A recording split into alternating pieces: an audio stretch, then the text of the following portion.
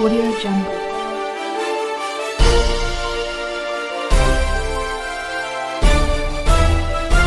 Audio Jungle. नमस्कार साथियों, मैं अरुण कुमार सिंह। आज हम चर्चा करने वाले हैं। हमारे साथ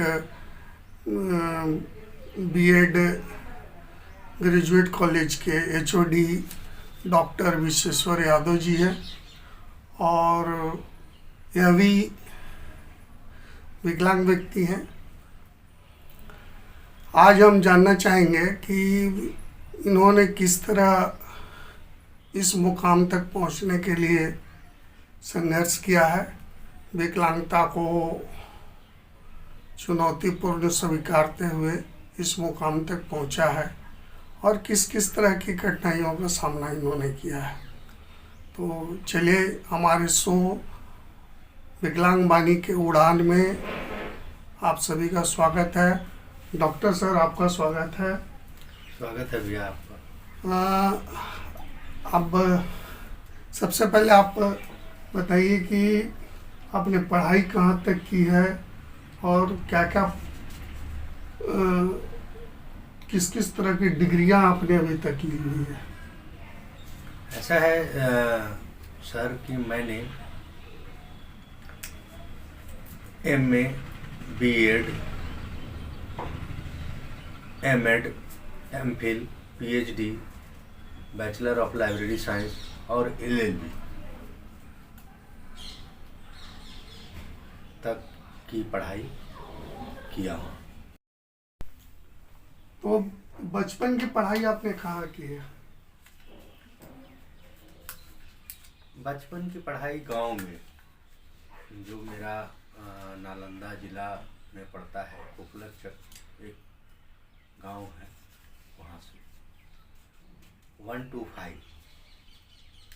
उसके बाद 6 to 8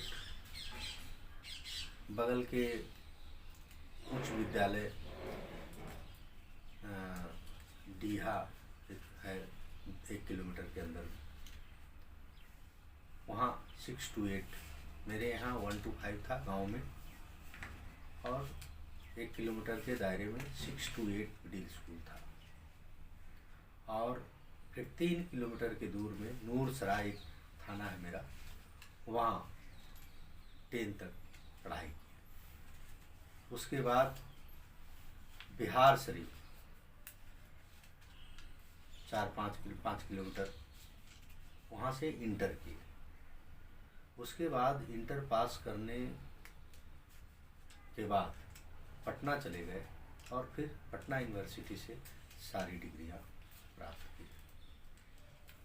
अच्छा, इतनी सारी डिग्रियां लेने के लिए विकलांगता किस रूप में आपका बाधक था और आपने किस किस तरह के प्राथमिक एजुकेशन से लेकर हायर एजुकेशन, प्रोफेशनल एजुकेशन तक बाधाओं को फेस किया, उस पर थोड़ा आप बताएंगे? देखिए, दिव्यांग व्यक्ति का जो जीवन होता है एक संघर्षमयी होता है। जैसे मेरा दोनों पैर काम नहीं करता है और एक मैंने डंडा के सहारे चलते हैं। तो गांव में बगल के स्कूल था, तो वहाँ दादा दादी, फुआ, चचा चचाजी, कोई भी मैंने गांव तक जब बच्चे थे तो गोदी करके वहाँ तक पहुँचाते थे या समय पे ले आते थे। उसके बाद 6 to 8 में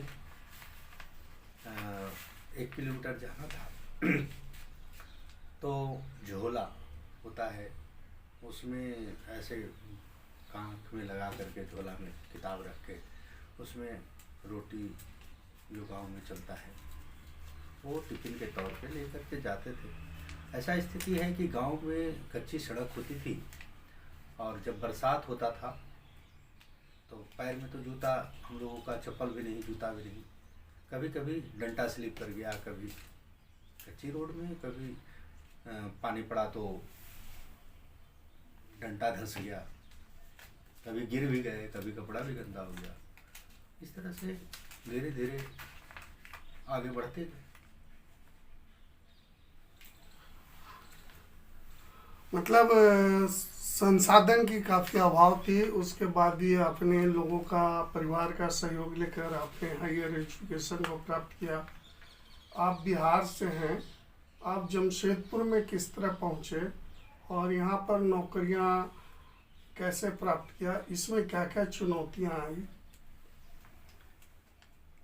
जब मैंने हम लोग इंटर करके, उसमें क्या होता था कि जब 3 किलोमीटर हाई स्कूल में पहुँचे तो वहाँ जाने का 3 किलोमीटर साधन नहीं होता, तो पैदल भी नहीं जा सकते थे।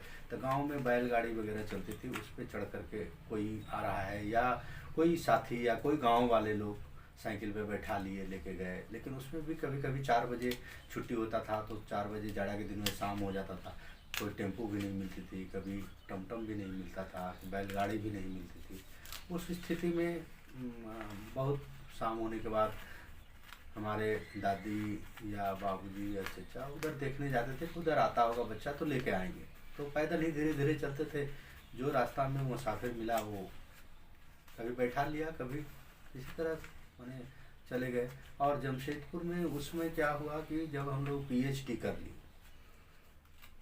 पीएचडी करने के बाद एक बहाली निकली रांची विश्वविद्यालय से, उसमें बहुतों लोगों का सिलेक्शन हुआ, हमारे साथी लोगों का, उसमें मेरा भी सिलेक्शन हुआ और पहला ज्वाइनिंग जमशेदपुर दिया।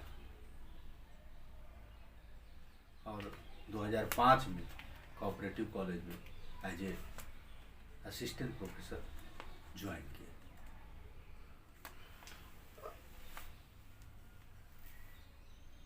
घर से इतनी दूर आप विकलांग होने के बावजूद जॉब के लिए आ गए, तो यहाँ पर किस तरह की उस वक्त आपको चुनौतियाँ हुआ? अकेला यहाँ पर किस किस तरह की चुनौती हुई? ऐसा है सर कि जब हम लोग इंटर करके पटना भी गए तो उस समय मामा जी थे तो साथ में थे।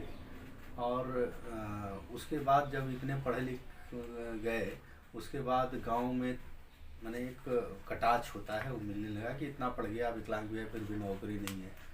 तो हम लोग उस समय रांची को अच्छा मानते थे, पटना से रांची राजधानी था। तो जमशेदपुर हम लोग बोले कि सर वहाँ बहुत दिक्कत होगा, नहीं जाएंगे, वहाँ कैसे रहेंगे। तो जो पदाधिकारी थे बोले जमशेदपुर बहुत अच्छा है, आप एक बार जाइए, पकाई बहुत अच्छा जमशेदपुर है। और यहाँ आए तो प्रिंसिपल हमारे जो थे, उन्होंने मेरी स्थिति को देखते हुए उन्होंने हॉस्टल में रहने की व्यवस्था कर दी। बोले कि दूर रहेगा, कोऑपरेटिव कॉलेज में कोई बस कोई टेम्पो जाता नहीं है, तो बोले कि ये बगल में हॉस्टल है, आप इसी में असिस्टेंट माने ये बन जाइए सुपरिटेंडेंट। वो ज्वाइनिंग के समय ऐसे तो कोई छात्र का हॉस्टल था, छात्रों का हॉस्टल था, SC ST वाला जो छात्र रहते थे उन लोगों का बच्चे लोग वहाँ रहते थे और मेस चलता था, उसी लोग को मैंने ऐसे सरकारी छात्रावास है तो वहाँ टीचर नहीं रह सकते हैं, क्वार्टर था नहीं और अकेले हमसे खाना बनता नहीं। तो एज ए सुपरिटेंडेंट हमें नियुक्त कर दिया गया और उसके बाद वहीं रहे।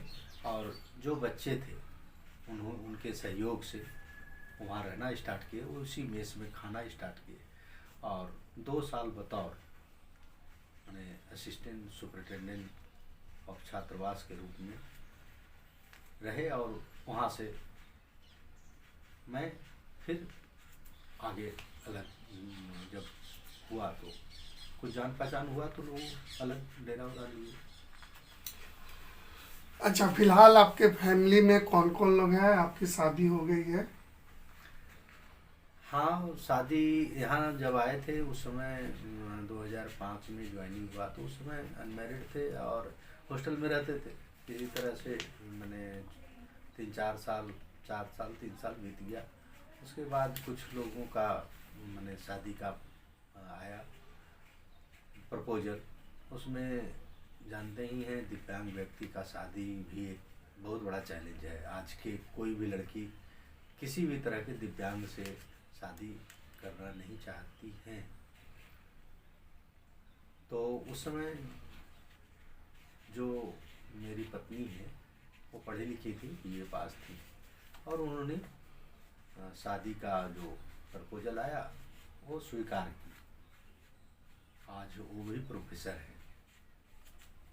अच्छा, किस कॉलेज? बीएड में प्रोफेसर है, MBNS कॉलेज जमशेदपुर में, बीएड में वो भी प्रोफेसर है। आपके कितने बच्चे हैं? एक बेटी है जो तारापुर स्कूल में पढ़ती है, 8 क्लास, और एक बेटा है जो कारगिल में पढ़ता है, 7 क्लास। अभी आपका जीवन जो सामाजिक जीवन है विकलांगता के बावजूद कितना सहज है?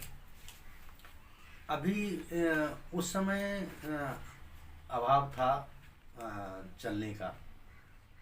अभी तो इतना वैज्ञानिक आगे बढ़ गए कि स्कूटी जो है वो 3 चक्का वाला हो गया है, तो आने जाने में कोई दिक्कत नहीं है। जब शादी हुई तो उस समय क्या है कि अब किसी को बुलाना पड़ता था, किसी छात्र को बुला करके पत्नी को डॉक्टर के यहाँ ले जाना पड़ता था। कभी छात्र को छुट्टी नहीं है तो बोलता था कि सर अब एक वो स्कूटी खरीद लीजिए, हम आपको सिखा देते हैं, हमको बार बार बुलाते हैं आप लोग। तो वहाँ बच्चे लोग, वही लोग हमको प्रेशर करके ही सिखा दिया, और आज एक नॉर्मल ज़िंदगी जीते हैं। मैंने जो सामान्य जीवन जो है वो अच्छे से जी रहे हैं, अच्छे से सारा कुछ है। और अब मैं किसी से कम भी नहीं समझता हूँ। पहले कोऑपरेटिव में भी विभागाध्यक्ष थे बीएड में, और आज भी यहाँ विभागाध्यक्ष हैं। 15 शिक्षिकाएँ वहाँ भी से हम ऊपर थे, जबकि वो लोग सब सबल थे। आज भी ये लोग सारे लोग सबल हैं, फिर भी हमारी योग्यता को देखते हुए आदरणीय प्राचार्य ने हमें इस पद पर दिया है, और आज अच्छे से कार्य कर रहे हैं। तो जीवन आसान बना है पहले से, लेकिन आप जिस शिक्षा के क्षेत्र में काम कर रहे हैं, विकलांगता एक समाज के लिए और विकलांग व्यक्तियों के लिए एक बहुत बड़ी चुनौती है।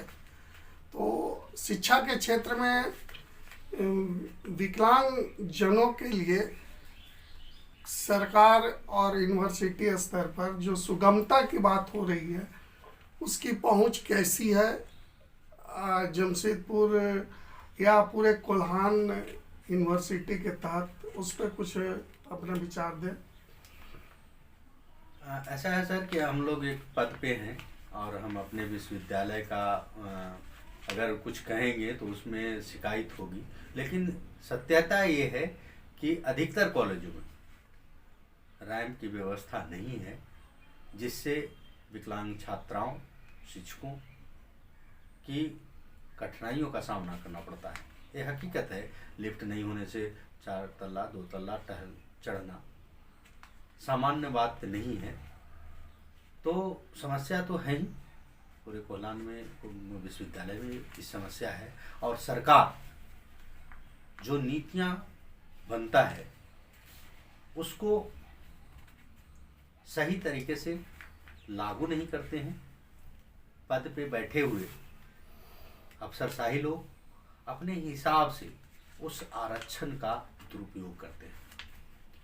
कहने में मुझे कोई डर नहीं है, क्योंकि आज मैं जिस पद पर हूँ, प्रोफेसर में हूँ, तो प्रोफेसर में कोई व्यक्ति माने कुछ 0.1% हमारे जितनी आबादी है, दिव्यांग की जितनी आबादी है, उसका 1.1% भी इस पद पर नहीं है। जितने उच्च पद पे आप जाइए, आप देखेंगे वहाँ नहीं है। इसका कारण आप जानेंगे तो आपका भी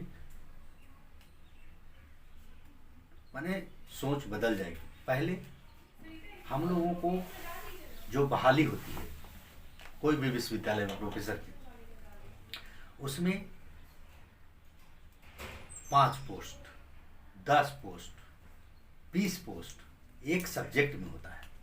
जैसे हिस्ट्री में 10 पोस्ट, ज्योग्राफी में 10 पोस्ट, नागरिक में 10 पोस्ट, मैथ में 10 पोस्ट, इंग्लिश में 10 पोस्ट, तमाम विषयों में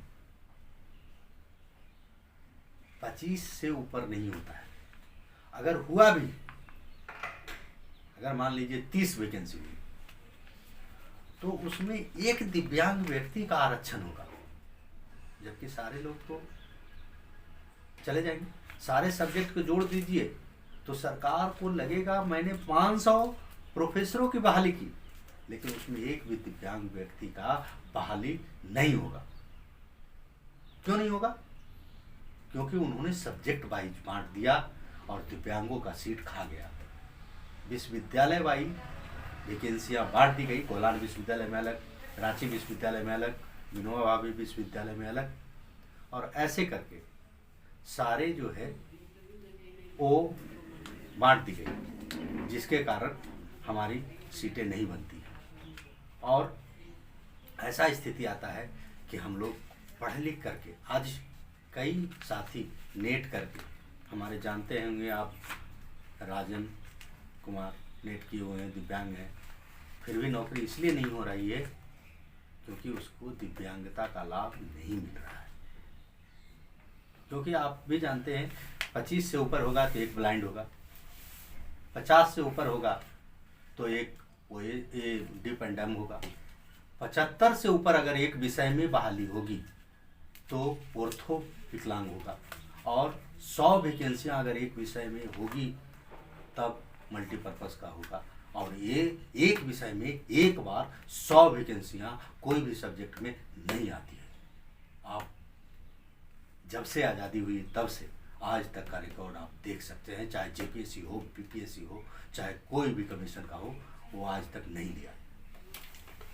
सिस्टम का गैप है और इसको दुरुस्त करने की ज़रूरत है। आपने अच्छे सुझाव दिए और मुझे लगता है कि इस सुझाव पे विश्वविद्यालय और सरकार को समझना चाहिए। इसमें सुधार की ज़रूरत है। आरक्षण तो सरकार की ओर से निर्धारित किया गया है आरपीडी एक्ट के तहत। अच्छा, अभी हम जानना चाहेंगे कि जो विकलांग छात्र हैं वो अपने करियर को कैसे बनाएं। जिस तरह आपने आगे बढ़ाया है, शिक्षा का क्या महत्व है उसके जीवन में, उस पर आप अपने विचार रख सकते। अब दिव्यांग व्यक्ति जागरूक हो गया है। अब सरकार के नियमों को भी हाई कोर्ट, सुप्रीम कोर्ट तक लड़कर अपने अधिकार लेना जानता है और पढ़ना भी सीखता है। जब आप पढ़ेंगे तब आपको हक मिलेगा। हमारे कई साथी हैं जिन्होंने पढ़ा और अगर सरकार का सिस्टम खराब है, उनको आरक्षण नहीं मिला, तो हाई कोर्ट करके अपनी नौकरियां प्राप्त की। तो शिक्षा का महत्व यह साफ दिख रहा है कि सर भी गांव से हैं, बिहार के गांव से आज ग्रेजुएट कॉलेज के HOD बीएड के हेड पोस्ट पे हैं।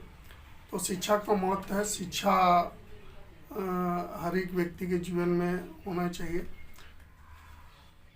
अभी हम सर से जानना चाहेंगे कि जो विकलांगता के बावजूद भी आपने इस मुकाम को हासिल किया है, तो आपको समाज के विभिन्न संस्थानों या सरकार के द्वारा सम्मानित किया गया है? कब किया गया है? क्या सम्मान से सम्मानित किया गया है? अभी कई जगह मैंने समाज का ये मैं आभार व्यक्त करता हूँ कि हमें कई जगह टाटा स्टील है, उसके बाद जयपुर से और कई जगह से सम्मान मिला है। और हम सारे दिव्यांग भाइयों को यह संदेश देना चाहते हैं कि आप अपना कर्म करिए और आपको इसका फल ज़रूर मिलेगा। और जीवन से हार नहीं मानना चाहिए, क्योंकि मैंने भी बहुत संघर्ष किया और तब मैं इस मुकाम पर पहुंचा हूं। और जहां तक होता है, मैं अपने दिव्यांग भाई को लिए अभी तक मैंने उनके संघर्ष के लिए तैयार रहता हूँ। सर, एक चीज़ आपसे हम जानना चाहेंगे कि क्या विकलांगों को राजनीतिक में आरक्षण मिलना चाहिए या नहीं? मिलना चाहिए, क्योंकि जब जनसंख्या आधारित जनगणना हो रही है तो दिव्यांगों की जनगणना हो, और एक सरकार का संविधान में नियम है कि जो व्यक्ति पिछड़े हैं उसे आरक्षण देकर के आगे बढ़ाया जाए। तो दिव्यांग व्यक्ति का राजनीति भागीदारी 0% है, उसे आगे लाने के लिए सरकार को ये प्रावधान बनाना चाहिए कि जिस तरह से SC ST का कुछ सीटें आरक्षित की जाती है, उसी तरह दिव्यांग व्यक्ति की उस लोकसभा या विधानसभा सीट आरक्षित कर दी जाए, और उसमें हर एक पार्टी दिव्यांग व्यक्ति चाहे महिला हो या पुरुष हो उसे वो खड़ा करे और अपने पार्टी से उसको टिकट दे। उस आरक्षित सीट पे सामान्य व्यक्ति नहीं लड़ सकता। ऐसे करके उसको आगे बढ़ाए, ये सरकार की जिम्मेवारी है। दोस्तों, हमारे साथ डॉक्टर विश्वेश्वर यादव जी ने बहुत सारी बातें बताई और अपने संघर्ष गाथा में इन्होंने किस तरह इस मुकाम तक पहुंचा उस पर प्रकाश डाला है। और इसी तरह से हम और भी जो विकलांगता के होने के बावजूद भी अपने जीवन में ऊंची उड़ान भरे हैं, जो सफलताओं को चूमे हैं, जिन्होंने काफ़ी संघर्षों के बाद मुकाम को हासिल किया है, ऐसे लोगों को हम आगे भी लाते रहेंगे विकलांग वाणी के इस प्लेटफॉर्म से। और इस आपका प्यार हमारे साथ बना रहे, इसीलिए आप हमारे चैनल को लाइक कीजिए, सब्सक्राइब कीजिए और शेयर कीजिए, क्योंकि विकलांगों की आवाज़ है जो उनके जीवन को बदलाव लाने के लिए काम कर रही है। धन्यवाद।